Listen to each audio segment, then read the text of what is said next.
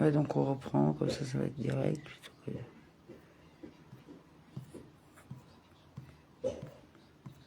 Donc on est dans la section Sukha.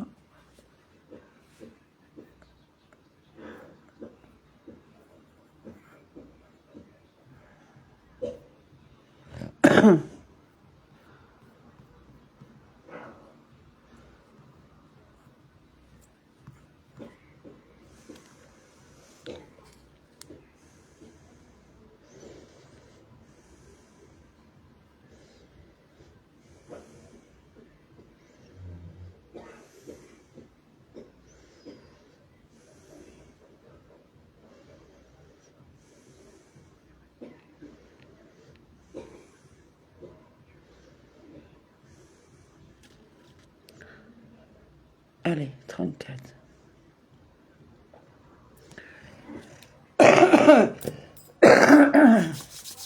Excusez-moi. Alors, DAF 34A. Abba Shaul dit, Saul, au pluriel enseigne qu'il y a deux misvotes qui impliquent l'utilisation de la branche de Saul. L'une est la branche de Saul pour le lulav et l'autre est la branche de Saul prise pour le temple, avec laquelle les gens feraient le tour de l'autel à Sukkot. Et le rabbin, qui n'interprète pas le verset de cette façon, d'où tire-t-il la misva de la branche de Saul pour le temple? Il s'agit d'une halara transmise à Moïse depuis le Sinaï, qu'ils ont apprise par la tradition et non par un verset. Comme l'a dit Rabbi Azi et Rabbi Yohanan a dit. Il y a 3 halarotes pour lesquelles les sages ont cherché en vain une source de la Torah. La première est la halara des 10 jeunes arbres. Il existe une misva dans la loi de la Torah pour prolonger le caractère sacré de l'année sabbatique et à commencer à s'abstenir de labourer 30 jours avant le début de l'année sabbatique. Cependant, on peut labourer autour de jeunes arbres individuels pour les entretenir dans un champ qui fait un bête mère, 50 coudées sur 50, dans lequel il y a 10 jeunes arbres régulièrement espacés. Il est permis de labourer tout le champ jusqu'au début de l'année sabbatique pour entretenir les jeunes arbres. La deuxième halara est la misva de la branche de saule dans le temple. Et la troisième halara est la misva de la libation d'eau sur l'autel qui accompagne les offrandes quotidiennes chaque jour de Sukkot, ainsi que la libation quotidienne de vin. Aucune source de la Torah n'a été trouvée pour ces halarotes car chacune est une halara transmise à Moïse depuis le Sinaï. Les sages ont enseigné une beretta supplémentaire. Les saules du ruisseau font référence à ceux qui poussent au bord de la rivière, ce qui vient exclure un tsaf safa qui pousse parmi les montagnes et non près des ruisseaux. Rabbi Zera a dit, de quel verset dérive le fait que tsaf safa est impropre? Il est dérivé de la réprimande qui est écrite. Il le plaça près de grandes eaux et le plaça comme tsaf safa. Ézéchiel 17.5. Le peuple juif fut planté comme un saule sur des grandes eaux, mais devint finalement comme un tsaf safa. Apparemment, le tsaf safa ne pousse pas sur les grandes eaux. Abbé dit à Rabbi Zera, et peut-être que la deuxième partie du verset explique simplement la première partie, et cela signifie, il a placé près de grandes eaux. Et qu'est-ce qu'il a placé là? C'est une tsaf safa. Rabbi Zera répondit, si oui, et c'est le sens du verset, quel est le sens du terme? Fixez-le. Le verset signifie plutôt que la branche de saule a été transformée en tsaf safa. C'est ainsi que Rabbi Abahu a expliqué le verset comme Rabbi Abahu a dit que le Saint béni soit-il a dit. J'ai dit que le peuple juif devait être devant moi comme une plante placée au bord de grandes eaux. Et quelle est cette plante? C'est une saule. Et s'ils constituèrent comme tsaf safa des montagnes. Certains ont enseigné ce verset comme conclusion de la Beretta et Rabbi Zera a soulevé l'objection et la réponse à son objection n'est pas attribuée. Il l'a placé près de grandes eaux et l'a placé comme une tsaf safa. Rabbi Zera objecte fortement. Et peut-être que la deuxième partie du verset explique simplement la première partie. Cela signifie, il l'a placé près de grandes eaux. Et qu'est-ce qu'il a placé là? C'est une tsaf safa. La Gemara rejette cette suggestion. Si oui, c'est le sens du verset. Quel est le sens du terme? Fixez-le. Rabbi Abahu a dit que le Saint béni soit-il a dit, j'ai dit que le peuple juif devait être devant moi comme une plante placée au bord de grandes eaux. Et quelle est cette plante?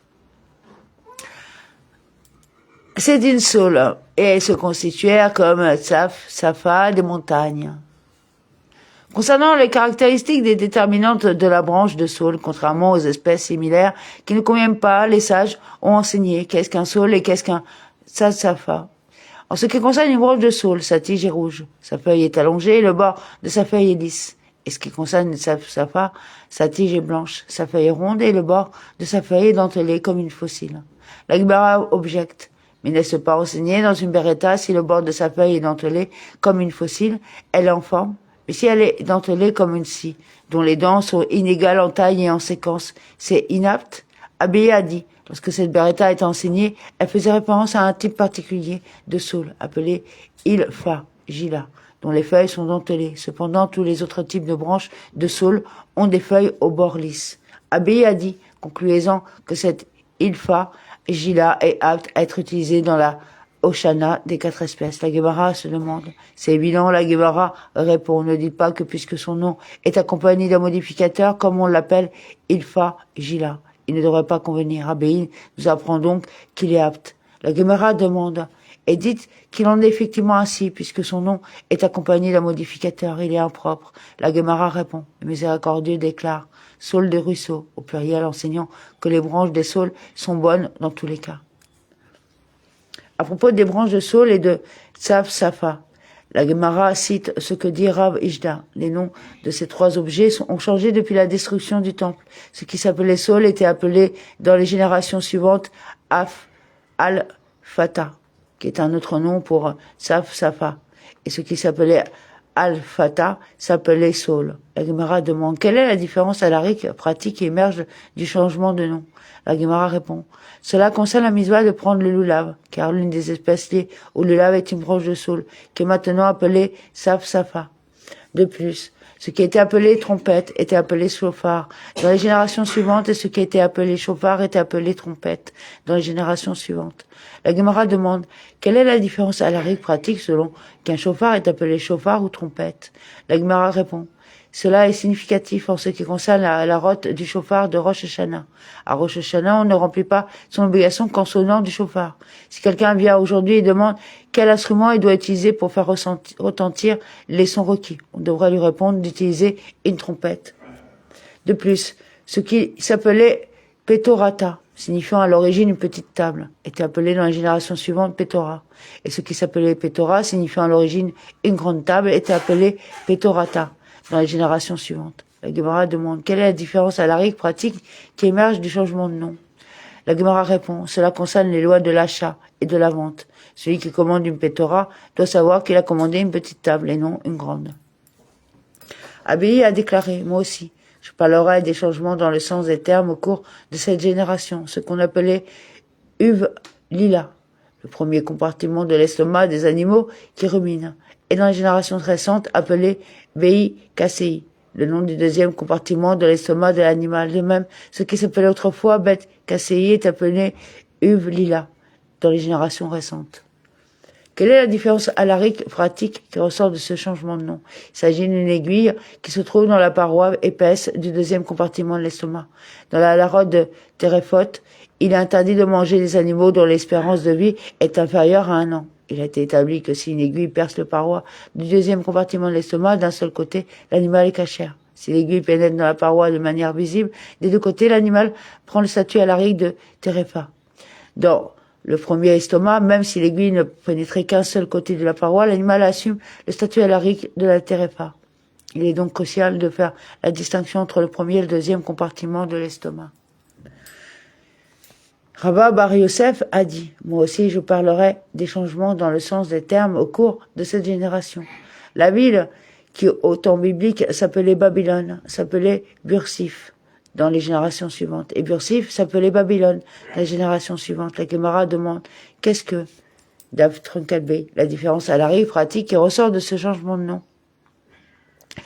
Il s'agit des actes de divorce des femmes. En ce qui concerne les actes de divorce, un soin particulier est apporté à ce que le nom du lieu où l'acte est rédigé ne soit pas altéré. Il est donc important de savoir que Babylone a subi un changement de nom au cours des générations suivantes. Mishnah, Rabbi Ishmael dit, la mitzvah des 4 espèces est de prendre 3 branches de myrte et 2 branches de saule, un lulav et un étrode. En ce qui concerne les branches de myrte, même si les sommets des 2 d'entre elles sont coupés et que le sommet de l'une n'est pas coupé, il est en bon état. Rabbi Tarfon dit, même si les sommets des 3 sont sectionnés, ils sont en bon état.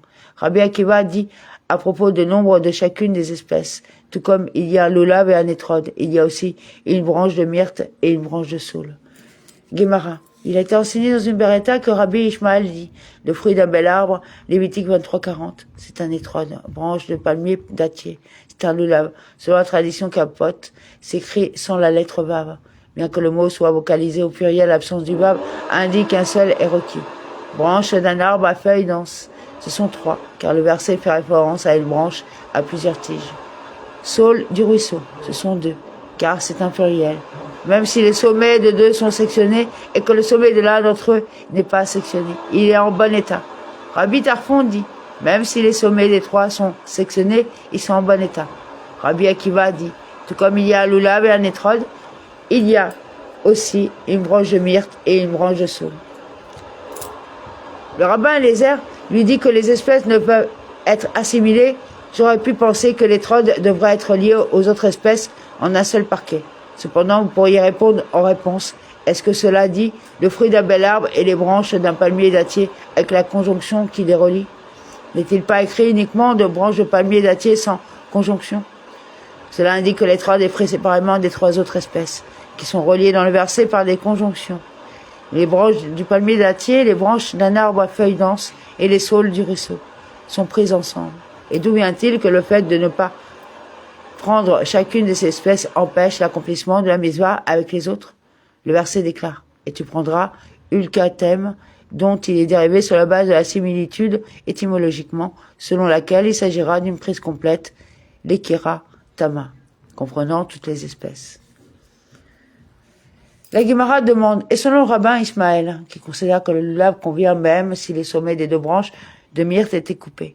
Quelle que soit la façon dont vous le regardez, sa déclaration est problématique. S'il a besoin de branches de myrte entières, et que celles dont les cimes sont coupées ne remplissent pas les critères de beauté, qui exigent qu'elles soient toutes entières, et il n'y a pas besoin de branches de myrte entières. Même une branche ne devrait pas non plus être exigée comme étant entière, comme l'a dit le rabbin Tarfon.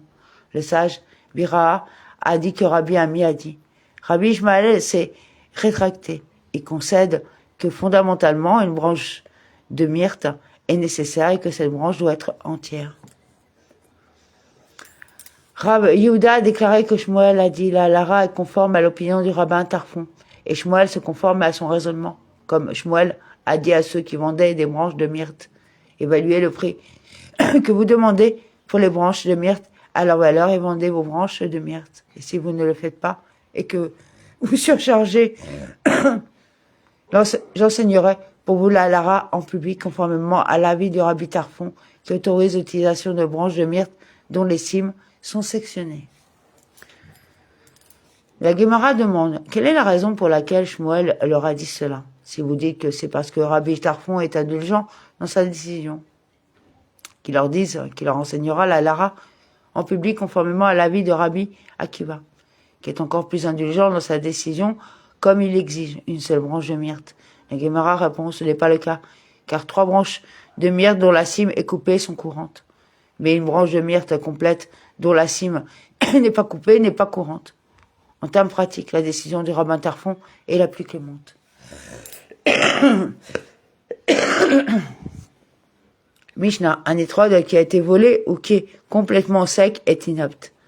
Celui provenant d'un arbre adoré comme idolâtrie Ashéra, d'une ville dont les habitants ont été incités à l'idolâtrer, est impropre. Un étrog, c'est-à-dire un fruit qui a poussé sur un arbre pendant les 3 années qu'ont suivi sa plantation. Or là, est impropre, car il est interdit d'en manger et d'en tirer profit. Un étrog de terouma impur est impropre. Quand un étrog de terouma pur, on ne peut pas le prendre ab initio, et si on l'a pris, il est apte et a rempli son obligation après coup. En ce qui concerne l'étrog de démaï, qui est un produit acquis après Haaretz, qui ne donne pas la dîme de manière fiable. Bet Shamaï, le juge impropre à Bet Hillel, le juge approprié. En ce qui concerne un étrog du 2e dîme de Jérusalem, on ne peut pas le prendre à initio. S'il l'a pris, il est en forme. Si des imperfections ressemblant à un furoncle sont apparues sur la majorité de l'étrode, sa protubérance en forme de pilon sur la partie supérieure de l'extrémité de la fleur a été enlevée, si l'étrode a été pelée, fendue ou percée et qu'il manque une quantité, il est impropre. Cependant, si des imperfections ressemblant à des furoncles apparaissent uniquement sur sa minorité, si sa tige qui le relie à l'arbre a été enlevée ou bien il a été percé comme il ne manque aucun montant, il en est en forme. Un étrode cushite, qui est noir comme un cushite, est inapte. En ce qui concerne un étrode vert poireau, Rabbi Meir le juge approprié et Rabbi Yehuda le juge impropre. Quelle est la mesure minimale d'un petit étrode? Rabbi Meir dit, il ne peut pas être plus petit qu'une noix. Rabbi Yehuda dit, il ne peut pas être plus petit qu'un œuf. Et dans un grand étrode, la mesure maximale est telle qu'on puisse en tenir dans une seule main. C'est la déclaration du Rabbi Yehuda. Rabbi Ozaï dit, il en forme même s'il en est si grand qu'il ne peut pas en tenir qu'un dans ses deux mains.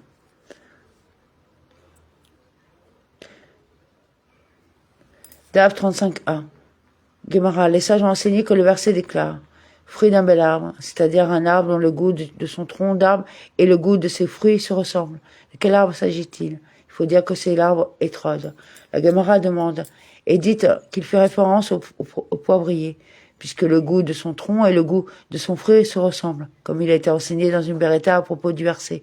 Quand vous entrerez dans le pays et plantez n'importe quel arbre pour vous nourrir, vous considérez son fruit comme de l'or là. Lévitique 19-23, Rabbi Meir dire que par déduction de ce qui est dit, et planter n'importe quel arbre, ne serait-ce pas qu'il s'agit d'un arbre qui produit de la nourriture? Au contraire, dans quel but le verset déclare-t-il n'importe quel arbre pour se nourrir? C'est pour inclure un arbre que le goût de son tronc d'arbre et le goût de son fruit se ressemblent. Et de quel arbre s'agit-il? Il faut que c'est le poivrier. Cela vient nous apprendre que les poivrons et même leurs troncs sont comestibles, et dont l'arbre est obligé dans l'interdiction de Horla. Et reste Israël ne manque de rien, comme il est dit, dans un pays où vous mangerez du pain sans pénurie. Vous ne manquerez de rien. Deutéronome 8-9. D'où donc dérive-t-on que la Torah ordonne de prendre l'étrode comme l'une des 4 espèces? Peut-être que le verset fait référence aux poivrons. La Gemara répond. Là, en ce qui concerne les 4 espèces, il est clair que la Torah ne fait pas référence aux poivrons, car il n'est pas possible d'utiliser les poivrons à cette fin. Comment allons-nous procéder? Si nous prenons un poivron, sa prise n'est pas perceptible en raison de sa petite taille. Si l'on prend 2 ou 3 poivrons, la Torah dit un fruit et non 2 ou 3 fruits. C'est donc impossible. Le verset « le fruit d'un bel arbre » ne peut pas faire référence aux poivrons.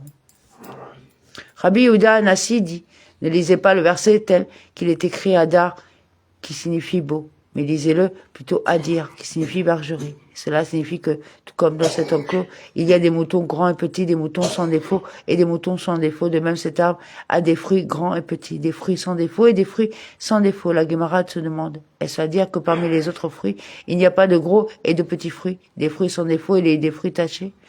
Comment cette description identifie-t-elle spécifiquement l'étrode? C'est plutôt ce que dit le rabbin Yehuda Anassi. Tout comme dans un enclos, il y a des moutons grands et les petits ensemble. De même, sur un arbre étrode, lorsque les petits naissent, les grands existent toujours sur l'arbre, ce qui n'est pas le cas des autres arbres fruitiers. Rabbi Abahu a dit, ne le lisez pas Adar, mais lisez plutôt Adar, signifiant celui qui habite, en référence à un objet qui habite sur son arbre d'année en année. Ben Azaï dit, ne le lisez pas Adar, mais lisez-le plutôt Idur. Comme en langue grecque, on appelle l'eau Idur. Et quel est le fruit qui pousse à partir de toutes les sources d'eau?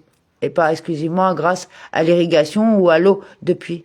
Il faut dire que c'est un étrode. La Mishnah continue. Un étrode provenant d'un arbre vénéré comme l'idolâtrie ou d'une ville dont les habitants ont été incités à l'idolâtrie est impropre. La Gemara demande, quelle en est la raison? La Gemara répond, puisque l'étrode est destinée à être brûlée, la mesure requise a été écrasée. Bien qu'elle n'ait pas encore été brûlée, son statut juridique est celui des cendres. La Mishnah continue, un étrode d'Orla est impropre. La Gemara demande, quelle en est la raison? Le rabbin Iya Bar Rabin et le rabbin Assi ne sont pas d'accord sur cette question. L'un d'eux a dit, c'est impropre car il n'y a pas d'autorisation de manger de l'Orla. Tout ce qui ne peut pas être mangé n'est pas la propriété de chacun et est donc impropre à l'usage dans cette misva. Et l'un d'eux a dit, il est impropre car il n'y a aucune valeur monétaire, puisqu'elle est interdite de bénéficier de Orla. Celui-ci n'a aucune valeur. On ne peut pas posséder un objet qui n'a aucune valeur. Par conséquent, cela ne remplit pas l'exigence de prendre un étrode sur sa propre propriété. La Gemara affirme qu'il peut venir à l'esprit de dire, celui qui a besoin de la permission de manger de l'étrode pour le rendre apte n'a pas besoin qu'il ait une valeur monétaire. Et celui qui a besoin qu'il ait une valeur monétaire n'a pas besoin de la permission pour le manger. Et là, sur cette base, la Gemara soulève une difficulté par rapport à ce que nous avons appris dans la Mishnah. Un étrode de terouma impur est impropre. Certes, selon celui qui dit qu'un étrode d'orla est impropre parce qu'il n'a pas d'autorisation de le manger. Il est clair qu'un étrode de terouma impur est impropre car il ne peut pas non plus être mangé. Cependant, selon celui qui dit qu'il est impropre parce qu'il n'a aucune valeur monétaire. Pourquoi l'étrode de terouma impur est-il impropre? Parce qu'il est interdit d'en manger, un prêtre le brûle comme combustible sous ses aliments cuits. Puisqu'on peut en bénéficier, la terouma impure a une valeur monétaire.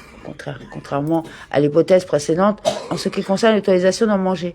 Tout le monde est d'accord pour dire que nous exigeons qu'il soit permis d'en manger. Lorsqu'ils ne sont pas d'accord, c'est sur la valeur monétaire. Un sage soutient, nous avons besoin d'une autorisation pour en manger, mais nous n'exigeons pas qu'il ait une valeur monétaire. Et un sage affirme, nous exigeons également qu'il ait une valeur monétaire. La Gemara demande, si oui, selon cette compréhension, quelle est la différence halakhique pratique entre eux? Il existe une différence pratique entre eux. En ce qui concerne la halara d'un étrode de la deuxième dîme à Jérusalem, et selon l'opinion du rabbin Meir, qui soutient que le statut juridique des produits de la deuxième dîme à Jérusalem est celui de la propriété consacrée, bien que son propriétaire ait le droit d'en manger, tout comme il peut manger des offrandes qu'il sacrifie. Il est la propriété de Dieu et il n'y a aucun droit monétaire sur le produit.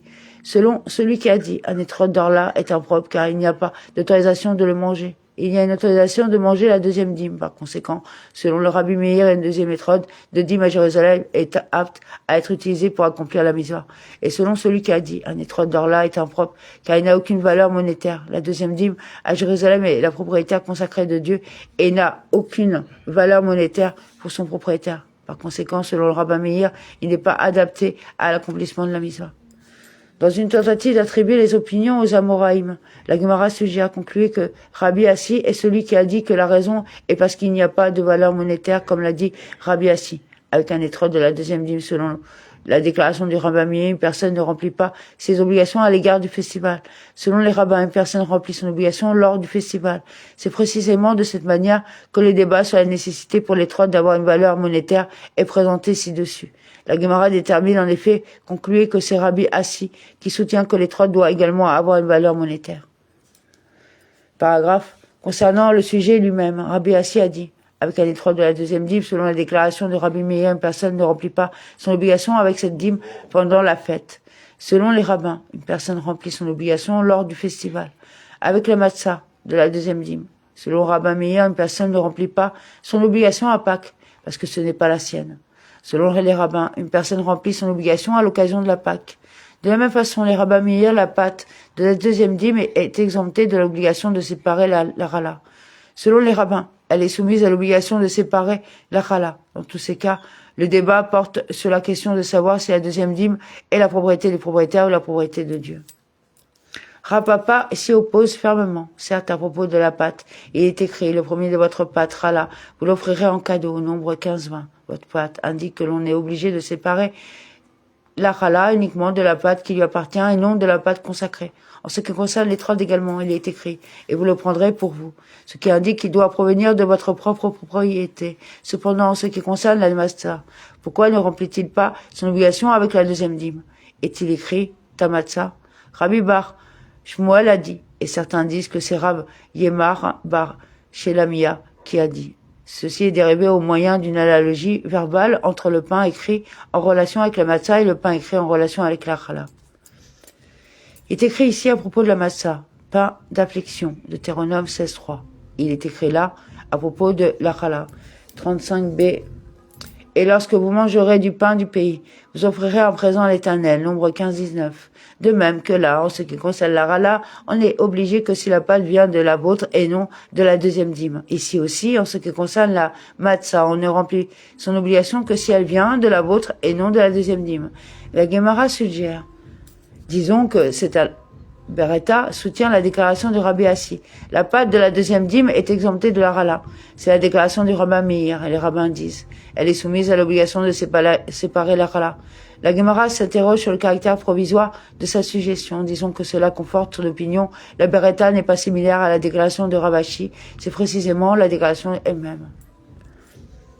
C'est plutôt que ce que suggère la Gemara. Disons-nous que du fait qu'ils ne sont pas d'accord sur ce cas de chala, ils ne sont pas d'accord également sur ce cas de matzah.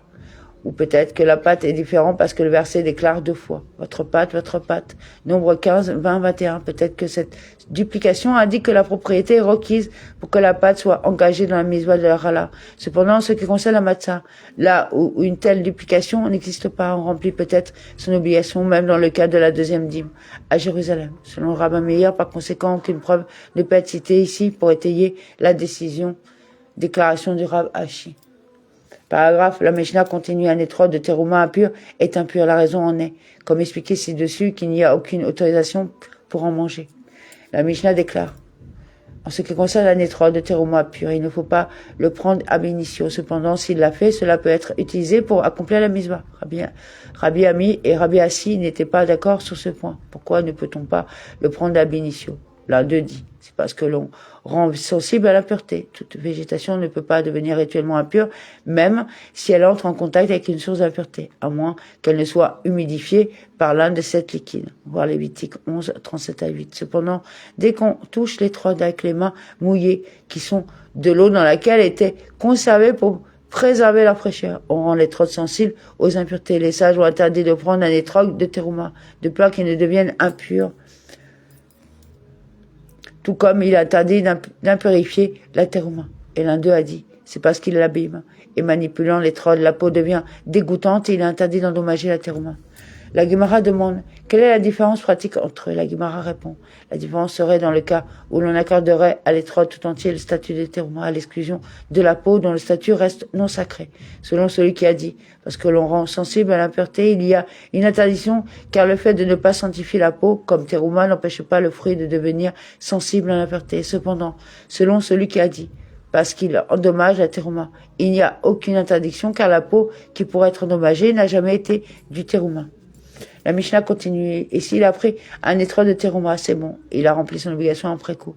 La Gemara explique, selon celui qui dit qu'on ne remplit pas son obligation parce qu'il n'y a pas d'autorisation de manger de l'étroit, et il y a une autorisation d'en manger. Selon celui qui disait qu'on ne remplit pas son obligation parce qu'elle n'est pas de valeur monétaire, elle a une valeur monétaire. Paragraphe, la Mishnah cite une différence entre Beth Hillel et Beth Shammai concernant un étroit de Démaï. La Gemara demande quelle est la justification de l'opinion de Beth Hillel qui la juge appropriée. Il interdit de manger du Démaï car il s'agit en réalité d'un produit sans dîme. La Gemara répond parce que s'il le veut, il peut déclarer tous ses biens sans propriétaire, il serait un pauvre, auquel cas le Démaï serait propre à sa consommation. Aujourd'hui aussi, même s'il ne l'a pas déclaré sans propriétaire, il est considéré comme répondant aux critères. Et vous le prendrez pour vous. Comme nous l'avons appris dans une Mishnah où on peut nourrir les Démaïs pauvres et on peut nourrir les soldats Ashkelania dont le soutien est imposé aux habitants de la ville d'Émaï. La Gemara demande, et pourquoi alors Beth Shammai le juge-t-il inadapté? La Gemara répond, un pauvre ne peut pas manger de Démaï comme nous l'avons appris dans une Mishnah. On ne peut pas nourrir le Démaï pauvre et on ne peut pas nourrir le Démaï des soldats. Et Ravuna a dit, il a été enseigné dans une Beretta que Beth Shammai dit, on ne peut pas nourrir les Démaïs pauvres et on ne peut pas nourrir les soldats dont le soutien est imposé aux habitants de la ville d'Émaï. Beth Hillel dit, on peut nourrir les Démaïs pauvres et on peut nourrir les soldats dont le soutien est imposé aux habitants de la ville d'Émaï. Sur cette base, le différent entre Beth Shammai et Beth Hillel concernant un étroit de Démaï, est clair. Paragraphe, la Mishnah continue. Concernant un étroit de deuxième dîme à Jérusalem, on ne peut pas le prendre ab initio. La Gemara explique. Selon celui qui dit qu'un étroit de terouma pur est impropre parce que l'on rend susceptible de l'impureté rituelle. Ici aussi, il le rend susceptible. Selon celui qui dit que c'est inapte parce qu'on abîme la peau. Là aussi, il abîme la peau. La Mishnah continue. Si l'on prenait un étrode de la deuxième dîme à Jérusalem, c'était convenable. La Gemara explique, selon celui qui dit qu'on ne remplit pas son obligation avec un étrode d'orla parce qu'il n'y a pas d'autorisation de manger de l'étrode. Tout le monde, c'est-à-dire Rabbi Meir et les rabbins, est d'accord pour dire qu'on remplit son obligation. Ouais, mais je peux pas. C'est l'obligation car à Jérusalem on peut manger la deuxième dîme. Cependant, selon celui qui a dit qu'on ne remplit pas son obligation avec un étroit d'orla parce qu'il n'a aucune valeur monétaire selon qu'il est cette affirmation. C'est conforme à l'opinion des rabbins qui ne considèrent pas la seconde dîme comme la propriété de Dieu. Ce n'est pas conforme à l'opinion du rabbin Meir. Paragraphe, la Mishnah continue. Si les imperfections ressemblant à des furoncles apparaissent sur la majorité de l'étrode, il est impropre. Rabbi Shah a dit, cette déclaration a été déclarée par notre grand rabbin, Rav, et que l'omniprésent lui vienne en aide. Les sages l'ont enseigné, c'est à la règle que dans le cas où les imperfections sont concentrées en un seul endroit. Cependant, s'ils sont répartis en 2 ou 3 endroits dans tous les trodes, cela convient. Rava a dit, Rav Ejda, si les imperfections sont réparties en 2 ou 3 endroits, c'est comme si les trodes étaient tachetés de différentes couleurs à différents endroits. Il manque de beauté et est certainement impropre. Modifiez plutôt le texte. Si cette déclaration a été déclarée, elle a été déclarée concernant la dernière clause de la Mishnah. Si les imperfections ressemblent à des furoncles, sont apparues uniquement sur sa minorité, cela est inapproprié. Rabbi Ijla a dit, cette déclaration a été déclarée par notre grand rabbin Rav et que l'omniprésent lui vienne en aide. Les sages ont enseigné cet alara que si les imperfections sont concentrées en un seul endroit, cependant, s'ils sont répartis en 2 ou 3 endroits dans tous les trônes, même si leur totalité reste minoritaire, c'est comme si les trodes étaient mouchetés. Et il est inapte. Rabat a dit, s'il y a un défaut sur l'extrémité supérieure de la fleur, qui est clairement visible et comprend l'essence de la beauté de l'étrode, même si le défaut est de n'importe quelle taille, l'étrode est impropre. Paragraphe, la Mishnah continue. Si son pitam a été retiré, il est inapte. Rabbi Israq ben Elazar a enseigné une beretta. Cela signifie si sa protubérance est en forme de pilon à son extrémité supérieure a été enlevée. La Mishnah continue. Un étrode pelé est impropre. Rabat a dit, cet étrode qui a été pelé comme une date rouge de sorte que seule sa fine peau extérieure soit enlevée, mais que le reste intact, est en forme. La Gemara objecte. Mais n'avons-nous pas appris explicitement dans la Mishnah si l'étrode a été pelé, il est impropre? La Gemara répond, ce n'est pas difficile. Donc on continuera 36a pour demain. Merci, Amen. Toda Rabba. Bonne soirée.